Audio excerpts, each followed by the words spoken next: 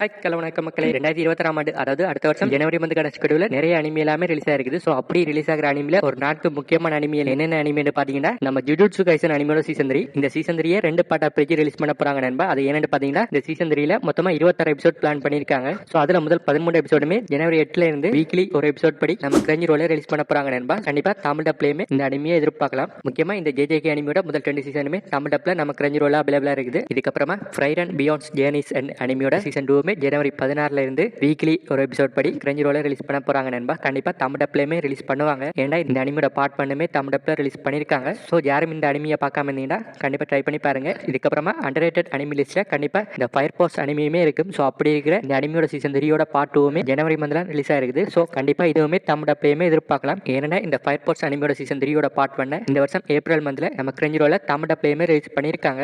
இதுக்கப்புறமா girls Paradise அனிமியோட season 2மே இதே ஜனவரி மந்த்ல ரிலீஸ் ஆயிருக்கு நண்பா. ஆனா என்ன தமிழ் டப்ல ரிலீஸ் ஆகாது. ஏன்னா சீசன் 1 இன்னும் தமிழ் டப்ல ரிலீஸ் ஆகல.